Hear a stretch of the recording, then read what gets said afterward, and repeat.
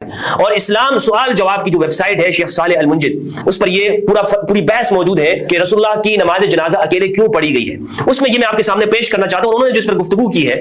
جو اسباب بیان کیے ہیں، بہت یعنی انسان کو چونکا دینے والے ہیں، اور اس پر یہ سوال بھی نہیں ہو سکتا جناب کہ یہ کوئی شیعہ رافضی ہے یا آپ کے سلفی اور آپ کے وہابی انسان ہیں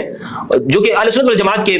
کتابوں سے ہی اس کو پیش کر رہے ہیں۔ کہتے ہیں صحابہ کرام نے رسول اللہ پر انفرادی طور پر نماز جنازہ کیوں پڑھی؟ کہتے ہیں صحیح روایات میں ثابت ہے کہ صحابہ نے رسول اللہ پر نماز جنازہ اکیلے ادا کی تھی، باجماعت ادا نہیں کی۔ اس کی وجوہات بیان کرتے ہیں۔ اس کی پہلی وجہ یہ بیان کرتے ہیں، کچھ اہل علم کا کہنا ہے کہ بغیر جماعت کے نماز جنازہ کی ادائیگی کی رسول اللہ صلی اللہ علیہ وآلہ وسلم نے خود صحابہ کو وصیت کی تھی، لیکن کہتے ہیں کہ یہ سند سے ثابت نہیں ہے، یہ بات ضعیف حدیث میں آئی ہے۔ آگے یہ کہتے ہیں امام شافعی کا یہ قول انہوں نے ذکر کیا ہے، رملی کا قول ذکر کیا ہے، کہتے ہیں کیونکہ اس وقت رملی کے بارے میں کہتے ہیں نہایت المحتاج جلد 2 صفحہ 482،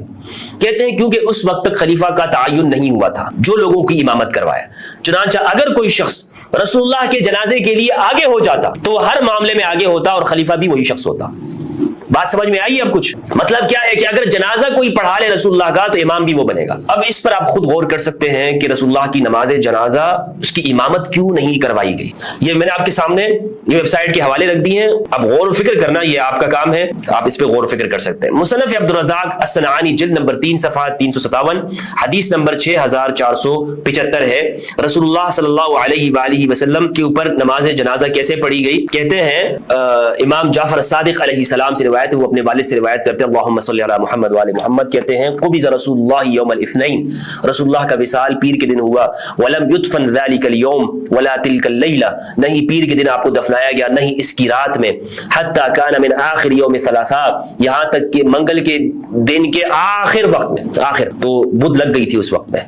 تو یہ مصنف عبدالرزاق سے ہمیں یہ بات معلوم ہوئی کہ رسول اللہ صلی اللہ علیہ وآلہ وسلم کو کس وقت میں دفنایا گیا۔ اکرمہ سے بھی روایت ہے، عبدالرزاق نے یہ روایت نقل کی ہے کہ رسول اللہ کو رات کے وقت میں دفنایا گیا۔ اسی طرح عائشہ رضی اللہ عنہا کی ایک روایت ہے اور مصنف عبدالرزاق کے اندر یہ روایت موجود ہے اور مصنف ابی شیبہ کے اندر ہے، اسی طرح مسند احمد میں ہے، السنن الکبری للبیہقی میں ہے،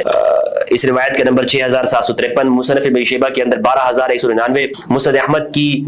26049، السنن الکبری للبیہقی کی 6727۔ عائشہ کہتی ہیں کہ رسول اللہ صلی اللہ علیہ وآلہ وسلم کے دفن کا ہمیں علم نہیں ہوا یہاں تک کہ ہم نے رات کے آخری وقت میں پھاوڑے چلنے کی آوازیں ہم نے سنی۔ اور یہ میں نے جو امام جعفر صادق علیہ السلام کا قول اور روایت آپ کے سامنے پیش کی، یہ شمائل محمدیہ لترمذی کے اندر 395 نمبر پر بھی یہ موجود ہے اور مصنف عبدالرزاق کے اندر بھی یہ روایت موجود ہے کہ رسول اللہ صلی اللہ علیہ وآلہ وسلم کا جب وصال ہوا پیر کے دن، آپ اس دن اور رات ٹھہرے رہے، آپ کو دفنایا نہیں گیا، منگل کی رات ودفن من اللیل آپ کو دفنایا گیا، یعنی